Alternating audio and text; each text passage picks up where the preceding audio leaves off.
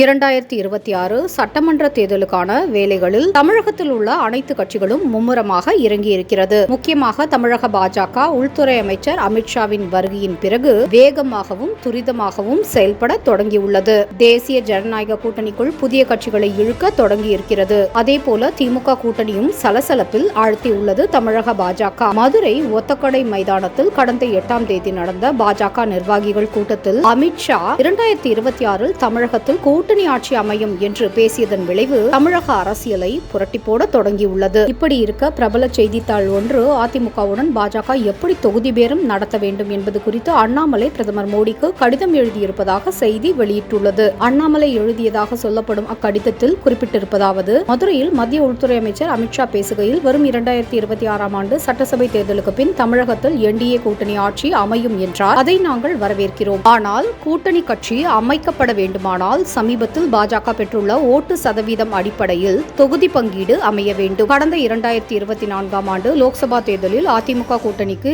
19.4% ஓட்டுகள் கிடைத்தன. அதே நேரத்தில் பாஜக கூட்டணி 11.4% ஓட்டுகள் பெற்றது. கன்னியாகுமரி மாவட்டம் விளவங்கோடு சட்டசபை தொகுதி இடைத்தேர்தலில் அதிமுக 4வது இடத்திற்கு சென்றது. 2வது இடத்தை பாஜக கைப்பற்றியது. எனவே அதிமுக கூட்டணியில் பாஜக பலத்தின் அடிப்படையில் தொகுதி பங்கீட்டை பெற்றால் கூட்டணி ஆட்சி என்பது நிச்சயம். அதாவது 2 சட்டசபை தொகுதிகளில் அதிமுக போட்டியிட்டால் 1 சட்டசபை தொகுதியில் பாஜக போட்டியிட வேண்டும். அதிமுக போட்டியிடும் தொகுதிகளின் எண்ணிக்கையில் சரிபாதியை பாஜக கேட்டு பெற வேண்டும். இப்படி செய்தால்தான் 2029ஆம் ஆண்டு லோக்சபா தேர்தலில் 30 தொகுதிகளில் தேசிய ஜனநாயக கூட்டணி வெற்றி பெற வழி ஏற்படும். இவ்வாறு அந்த கடிதத்தில் கூறப்பட்டுள்ளதாக அச்செய்தி நிறுவனம் குறிப்பிட்டுள்ளது. 2021 தேர்தலில் அதிமுக கூட்டணிக்குள் பாஜக அப்போதைய பலத்தின் அடிப்படையில் 20 தொகுதிகள் கேட்டு பெற்றது. அதேபோல தற்போது 2 மடங்கிற்கு மேல் பாஜக வளர்ந்து நிற்கிறது. ஆகையால் 2021 போல் இல்லாமல் 3 மடங்கு அதிகமாக சீட்டுகளை பாஜக கேட்டு பெற வேண்டும் என பாஜக ஆதரவாளர்கள் எதிர்பார்த்திருக்கும் நிலையில் தற்போது இந்த பிரபல செய்தித்தாளில் அண்ணாமலை மோடிக்கு கடிதம் எழுதியதாக செய்தி வெளியாகி இருப்பது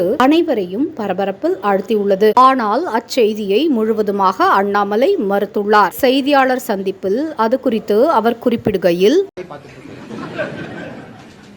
என்னை பொறுத்தவரை 2024 கூட்டணி எல்லாம் ஃபார்ம் ஆன பிறகு, எல்லா கட்சிகளும் அமைந்த பிறகு அந்தந்த தலைவர்கள் பேசுவாங்க யார் எவ்வளவு சீட் நிக்கணும். எங்கிட்ட கேட்டீங்கன்னா பிஜேபி நிறைய சீட்ல நிக்கணும்னு நினைக்கிற ஆள் நான். பிஜேபி 2014, 19, 24 ஒரு ஆண்டு வளர்ச்சி பாதையில் இருக்கு. அதனால் என்னை பொறுத்தவரை நான் கடிதம் எழுதியிருந்தால் நானே உங்கள்கிட்ட சொல்றேன். அந்த நேரம் சூழ்நிலை வரும்பொழுது தலைவர்கள் இருக்காங்க சொல்லுவாங்க.